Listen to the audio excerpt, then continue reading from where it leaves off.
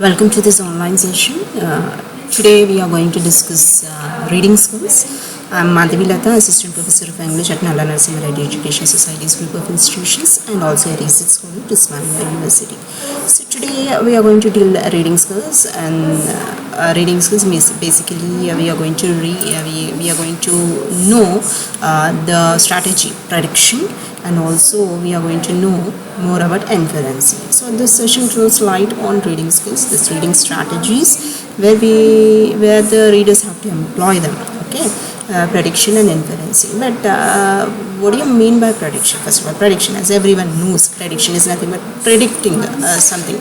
Okay, what's going to happen in the near future? Like in the movies, like suppose let's take movies. Okay, where a situation after incident after incident, we can just easily predict if the heroine is abducted or the heroine is taken away by the villain, and so then the hero comes in and nowhere he fights and saves the heroine and all. So this is the thing which we are going to predict when we read short stories as well.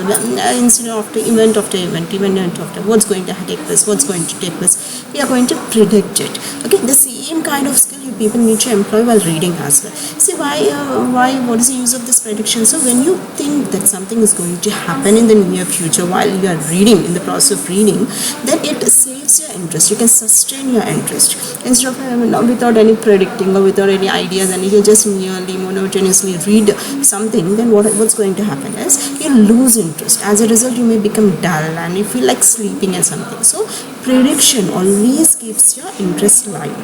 It holds your interest when you predict something, and if that happens, you'll be happy, and if that doesn't happen, again you'll just employ thinking. You'll think why they didn't take place. So prediction always helps to sustain your interest. So try to predict while you're reading. See, you can predict while looking at the titles. You can predict at looking at what is this in the paragraph. Suppose in a line something there's a thing happened, then you can easily predict what might be the consequence of this. So if you predict incident after incident and action after action or the event after event, that sustains your interest. So there's an exercise here where he has given you some exercise here.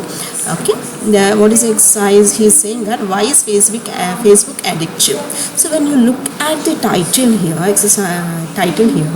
is Facebook addictive? Immediately think about predict why so many people are addicted to this Facebook. Even they are leaving it Facebook, they are just getting back, returning to Facebook and all. Just think of ideas and what is this, options or situations. And he has given you A, B, C, D, 4 of the reasons why most of the users return to Facebook. Even though they leave it, they log out of it or they leave it, they return to Facebook again. So when you predict some kind of ideas roll in your mind, and we just read these situations, so if they are likely to match with it, okay, you are happy. When they are a little bit different, again you think that this is the situation, that is, you'll come across a different situation which you have not encountered before. So that sustains your interest. So have this skill of a strategy of predicting. The other skill is inference. Okay, inferencing is infer. See what is stated here. Suppose a paragraph says, for example, if I give you an example, like it's a dialogue, it's a conversation between a mother and a son. Okay, a school going son. So what the son comes, okay, after leaving from school, he comes to his home, and he asks his mother, "Mama, tomorrow is the last day to pay the school fee." Then his mama, what is her response? Okay, today is the last day of this month. Then the son leaves. He doesn't say anything. So what do you think is happening here? Have you observed? Again, I'll just let you know again. Son, what's the dialogue of son? Mama, today is the last day, or tomorrow is the last day to pay the school fee. Mom, what is her response? Today is the last day of this month. Then son leaves. What do you think the son might have understood? Okay, today is the last day of this month, suggests that tomorrow is the first day of next month. I'm going to get the salary. Okay, son, what is he doing? He is trying to infer it, which is not directly stated. Mother didn't say I'll pay it tomorrow because tomorrow I'm going to get my salary. She said that today is the last day of this month. Son leaves. That means today is last day of of this month is directly stated, where the meaning that she's going to get her salary and she's going to pay it next day is implied. This is nothing but inferencing. We need to infer the meaning which is not directly stated.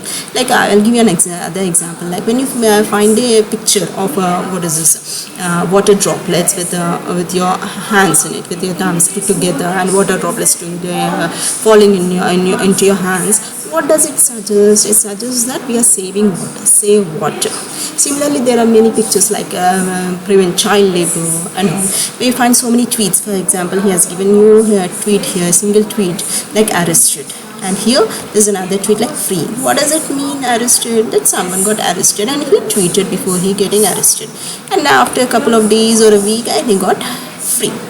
He was set free. So this is the thing we are going to learn. I'll give you some other examples where you can easily know the skill of acquire the skill of inferencing. Suppose there are images here. Okay, there are images here, and what does it say? This image suggests? Can you just tell me what this image suggests? Drop off. This image here, it tells us a girl is crying, and the person can be a father here, okay, as parent. And this image, what does it suggest? Image that she is lonely wandering in the forest, okay, thinking about her past, okay, looking at the images and being nostalgic, okay. And what is here? Dad, okay, dad is working on the computer and the child wants to play, but here his father is very busy. This image suggests that. It doesn't tell us anything, okay. Directly we find here, we can infer here from through images also we can infer. So whenever you are reading, okay, I have given you a dialogue exchange between mother and son, such kind of sentences you can find, such kind of tweets you can find. In the reading you can just find most of the sentences, most of the paragraphs which are not directly stated, but through which we have to infer the meaning. That is nothing but not reading the lines, but reading between the lines. Reading between the lines. It's nothing but reading what is not stated. That is important. And also reading beyond the lines. That is imagining something, okay, related to the context. That is also important. So read the lines, read between the lines, read beyond the lines. These are the three important strategies I can tell you where you people can easily improve your reading skills. Along with that, prediction is also important. Go on predicting what is going to happen next, what is going to happen next, so that you can keep that interest going, and also try to infer it. Don't merely read it, okay. Try to infer it, try to broaden up, okay, your mindset, your mind of thinking. And there is another skill here. When you are reading a text purposefully, like when you read newspaper articles or any kind of articles, okay, reports where there is important information, you have to read critically, okay. You have to read purposefully. When you are reading a report, you want to look at the exact figure, what is there stated in the report. At that time you have to read purposefully. Then reading purposefully, how does this help you? Facts and opinions. That is, you have to differentiate between a fact and an opinion in a given paragraph. This is fact and this is opinion, okay. Facts. And this is one example I brought for you guys. Like social media can be very addictive. A study conducted last year by an American university showed that features such as like and actions such as sharing and retweeting release the addictive neurotransmitter dopamine. Okay, it was also found that the lack of endorsement and acknowledgement on social media often provoke jealousy and anxiety. So what is here? Social media can be very addictive. Social media can be very entertaining. Anything. That is my opinion. And this is a fact which shows the details of what has happened exactly. So one should know the difference between a fact and an opinion. So if one wants to be a critical reader. So this is another strategy I can just tell you where you people can improve your reading skills.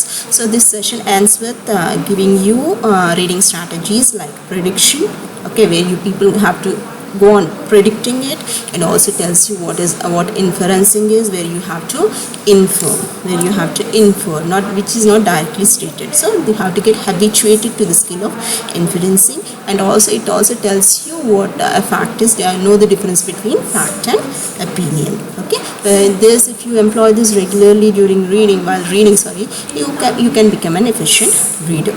So with this, I'll try to end my session. We'll meet you in the next session with another topic. Thank you.